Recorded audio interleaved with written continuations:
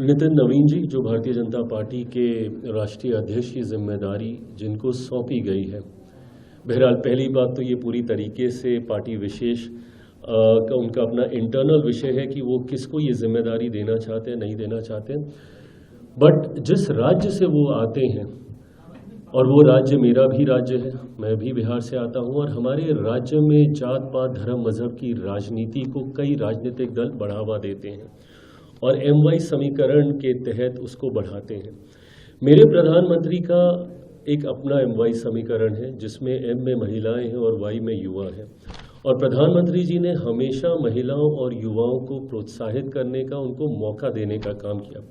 इतने बड़े विभाग की जिम्मेदारी मैं खुद भी अभी फिलहाल अपने आप को युवा में ही मानता हूं और शायद मान सकता हूं।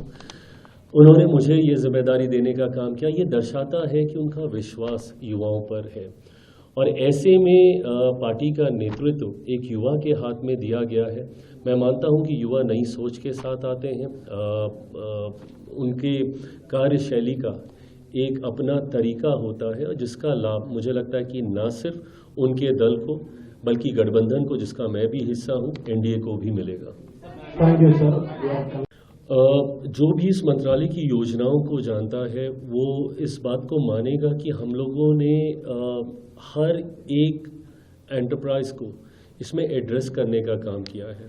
वो माइक्रो हो, मीडियम हो या लार्ज हो, हर किसी के लिए योजना का निर्माण हमारे मंत्रालय की स्कीम्स में किया गया है। PMFME एक ऐसी योजना है जिसका लाभ कतई कोई बड़ा क्या बोलते हैं उसको, मतलब कोई बड़ा व्यवसाय नहीं ले सकता। और साथ ही में अगर आप PMKSY का भी अगर हम लोग जिक्र करें तो उसमें भी मीडियम सेक्टर के एंटरप्राइजेस ही उसमें आते हैं।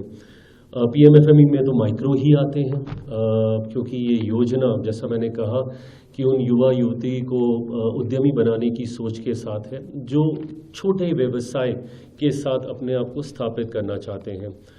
तो अगर विपक्ष ऐसी बातें करता है तो मैं उनसे आग्रह करूंगा एक बार बैठें, और मैं अपनी स्कीम्स की जानकारी उनको विस्तार में दूंगा, जिसका लाभ वो अपने साथियों को भी दिला सकते हैं। देखिए, मैं वो दल जिस सोच के साथ निकला है, उनकी कहीं ना कहीं मानसिकता में इस तरीके के उत्पाद खड़े करना हमेशा से रहा है। ऐसे में आम आदमी पार्टी ने हमेशा लोकतंत्र की मर्यादाओं के साथ खिलवाड़ करने का काम किया। ये वही राजनीतिक दल है जो दिल्ली के रामलीला मैदान में एक पर्ची लेके घूमता था कि ये करप्ट नेता है, और उसके बाद उन्हीं के साथ मिलकर सरकार बनाने का काम किया। जिस व्यवस्था के खिलाफ ये पार्टी निकली, उसी व्यवस्था का हिस्सा आज ये बने हैं। ऐसे में लोकतंत्र के चौथे स्तंभ के ऊपर इस तरीके से आघात करना, मैं अपनी तरफ से, अपनी पार्टी की तरफ से इसकी घोर निंदा करता हूं। देश दुनिया की ताजा खबरें और वीडियोस के लिए अभी डाउनलोड करें पत्रिका ऐप।